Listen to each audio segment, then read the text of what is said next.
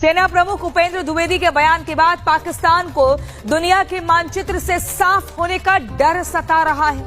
आगे की रणनीति बनाने के लिए मुल्ला मुनीर अपने प्यादों के साथ किसी बिल में छिप गया है। ऑपरेशन सिंदूर की आहट से पाकिस्तान में भगदड़ मची है। अच्छा, दोस्तों, भारत की अवाम इतनी सीधी है, इतनी भोली है कि गोदी मीडिया ने अपनी ही अवाम को बेवकूफ बनाने के लिए वसीम अकरम की तस्वीरें दिखाकर आतंकवादी जासूस बताए और वो यकीन करके मान भी गए। सारे मुल्क में कोई जासूस पकड़ा गया, स्पाई, उसका नाम वसीम अकरम है, तो न्यूज चैनल फोटो मेरी ला रहे हैं। कौन लोग हो तुसी, कित्थों आए हो, कोई चेक नहीं, कोई बैलेंस नहीं। अगर आप लोग इतने डेढ़ होशियार हैं तो जरा डबल चेक कर लिया करें, तो बिला वजह अपनी जान अजाब ना डालें। ऊपर से एक और झूठी खबर फैला दी कि पाकिस्तान ने इसराइल को तस्लीम कर लिया। पाकिस्तान ने तो अभी तक पटवारियों को तस्लीम नहीं किया, तो ये दूसरे गोबर खानों को कैसे तस्लीम कर लें? अरे सचिन तेंदुलकर बात करो, Rahul Dravid stop the silence. Saurav Ganguly इतने ऐड में आते हो ना, इतने ऐड में आते हो ना, बहुत पैसे मिलते हैं, तो डरते क्यों हो बीसीसीआई से सौरव गांगुली? मुफ्ती साहब जी, बहुत नाजुक सूरत हाल है। दोस्तों, ऐसी खबरों की वजह से गोदी मीडिया को दुनिया का सबसे ज्यादा बदनाम मीडिया कहा जाता है, जो खुद के लोगों को गुमराह करके बेवकूफ बनाता है। हुक्मरान अपनी आर्मी का मनोबल ऊंचा रखने के लिए एक घटिया बयानबाजी पर उतर आए हैं।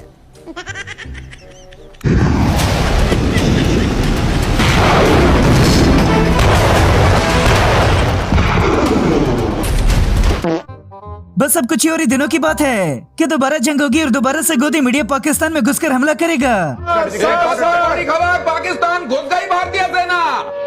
ये अज्ञात बॉर्डर पर पाकिस्तान के भीतर दाखिल हो गई भारतीय सेना।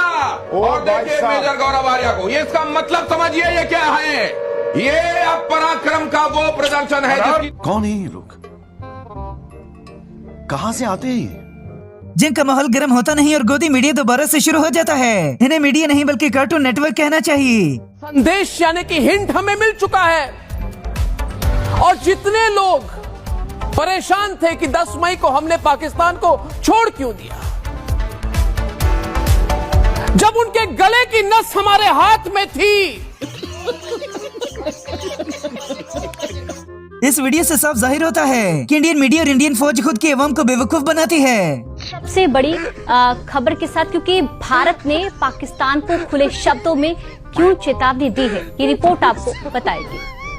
मेरे देशवासियों, पाकिस्तान ने पहले हमारा पायलट गायब किया और अब हमारी ट्रॉफी गायब कर ली है। ये तो वही औरत वाली बात हो गई जिसके 11 बच्चे थे, जो कहती थी सच्चा प्यार नहीं मिला। टीम इंडिया वही 11 बच्चे हैं जिन्हें ट्रॉफी नहीं मिली। दोस्तों, आए दिन इंडिया का कोई न्यूज चैनल पाकिस्तान को नक्शे से गायब कर देता है और फिर अगले ही दिन पाकिस्तान दोबारा नक्शे पर आ जाता है।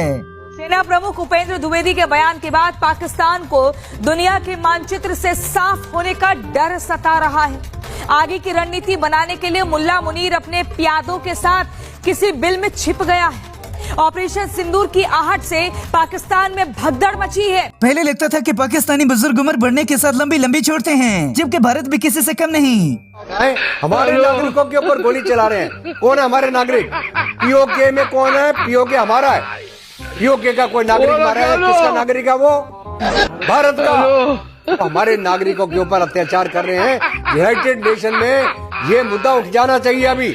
अभिनंदन के साथ पाकिस्तानियों ने क्या सलूक किया, अब जरा इन बाबा जी की जुबानी सुनिए। पाकिस्तान के पास न्यूक्लियर हथियार हैं। आपका एक सिपाही सीमा के पार ऐसे पांव रखेगा, pop goes the वीजल, new Delhi में आप भाप में बन जाएंगे हम सारे।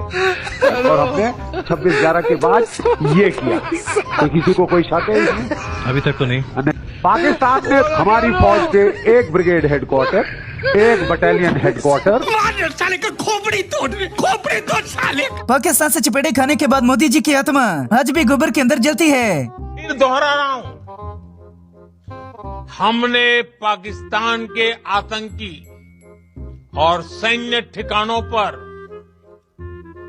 अपनी जवाबी कार्रवाई को अभी सिर्फ स्थगित किया है। दोस्तों, मोदी को दरअसल असली हीरो तो गोदी मीडिया ने बनाया है, जो झूठ को सच साबित करने में जरा देर नहीं लगाते। और इस वक्त हमारे साथ काशी का लाडला, हीराबा का लाडला, देश के बड़ा प्रधानमंत्री नरेंद्र दामोदर दास मोदी जी, काशी का लाडला।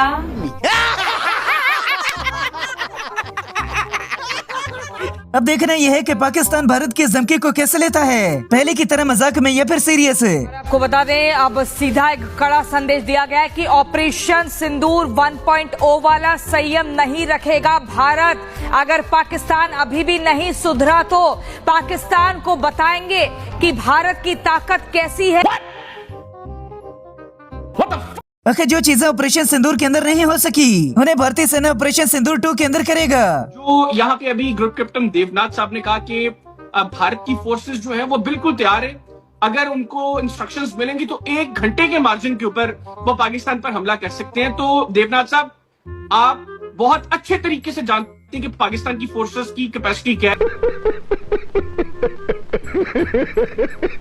पूरा पाकिस्तान आराम से रहता है, जबकि गोदी मीडिया की वजह से चंद अंधभक्त गुस्से में रहते हैं।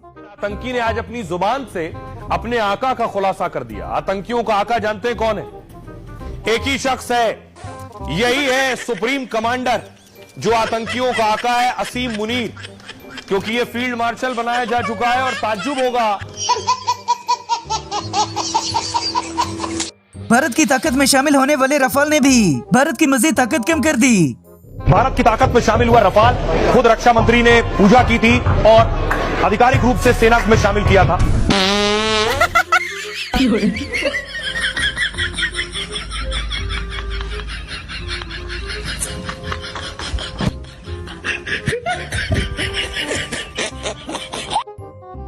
एक तरफ से मोदी को पाकिस्तान ठोकता है और दूसरी तरफ से ट्रंप ने ठोकने का जिम्मा ले लिया। जम के रखना कदम मेरे साथ। बहुत बड़ी खबर, अमेरिका ने पाकिस्तान को हड़काया है, तुरंत पीछे हटो। बहुत बुरी तरीके से अमेरिका ने पाकिस्तान को फटकार लगाई है कि तुरंत ये सब रोको, तुरंत पीछे हटो। अमेरिका ने पाकिस्तान को कह दिया है। तो अभी आपने खबर बताई थी कि मार्को रूबियो से बात हुई है। मार्को रूबियो ने फौरन बोला है, क्या कर रहा है, बहुत बुरी तरह पिटोगे, नामो निशान मिट जाएगा, फौरन पीछे हटो। नहीं लंबी लंबी छोड़ने वाले बाबा जी फरमाते हैं कि भारत अगला हमला नेवी के जरिए करेगा। पाकिस्तान टूटेगा जरूर। और कैप्टन श्याम कुमार भी हमारे साथ हैं। सर, इस बार नेवी एक्शन में नहीं आई ऑपरेशन सिंदूर के फर्स्ट फेज में, अगर सेकंड फेज में नेवी एक्शन में आती है, जैसे कि लगातार कयास लगाए जा रहे हैं। साले तभी मेरा माफ करना, गुस्से में इधर उधर निकल जाता हूँ। बेचारी भारतीय सेना को खाना सही तरह से खिलाते नहीं और जंग लड़वाने के लिए मैदान में भेज देते हैं। लोग क्या कह रहे हैं हिमाचल के? खाने पीने का ऐसा है,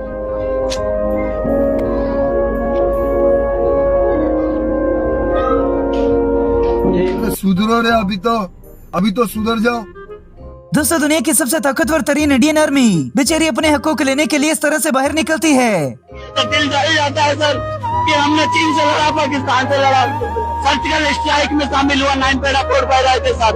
आज हमारे साथ दुर्दशा पे सिक्योरिटी गार्ड में खड़ा होने के लिए व्यवस्था चल रहा है बिहार सरकार। वाह क्या सीन है, वाह क्या सीन है। गोदी मीडिया की खबरें सुनने के बाद कोई ऐसा इंसान नहीं होगा कि जिसका हासा ना निकलता हो। पाकिस्तान के प्रधानमंत्री शहबाज शरीफ ने एक ऐसा दावा किया है जिसे सुनकर हर कोई मजाक ही समझेगा। दरअसल मलेशिया के दौरे पर शहबाज शरीफ ने 2 साल में IMF को अलविदा कहने की बात कही है। तो क्या नाचो में? मोदी ने सियासत को क्रिकेट में लाकर अपने कप्तान की ही बेइज्जती करवा ली। यार शहबाज शरीफ में मैं जहाँ भी जाता हूँ, ये सूर्य कुमार का बच्चा मेरे पीछे पीछे चला आता है। अच्छा मोदी, तेरे साथ ऐसा ही होना चाहिए। अब पता लगा ना कितने 20 का 100 होता है। अब मुझे बहुत जोर की लगी हुई है और मैं अभी बाथरूम में आया हूँ। अब इसको देखो, ये इधर भी आ गया है। इसराइल के तलवे चढ़ने वाली भारतीय अवाम भी अब दोबारा जंग के माहौल में गर्म जोश दिखाई देती है। एक बार में पूरा पाकिस्तान को इजराइल जो खत्म कर देगा, एक बार में पूरा लाहौर कराची सब खत्म। यदि अम्मा नेतन्याहू नाल व्याही है ना, उन्हें इन्हें खबर देती है। सेना फरमाते हैं कि मोहसिन नकवी को चाहिए था कि ट्रॉफी की जगह इस राफेल के कबाड़ को देना चाहिए था।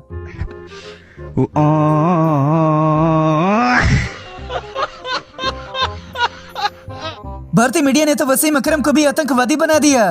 सारे मुल्क में कोई जासूस पकड़ा गया, स्पाई, उसका नाम वसीम अकरम है, तो न्यूज चैनल फोटो मेरी ला रहे ने। कौन लोग हो तुसी, कित्थों आए हो, कोई चेक नहीं, कोई बैलेंस नहीं।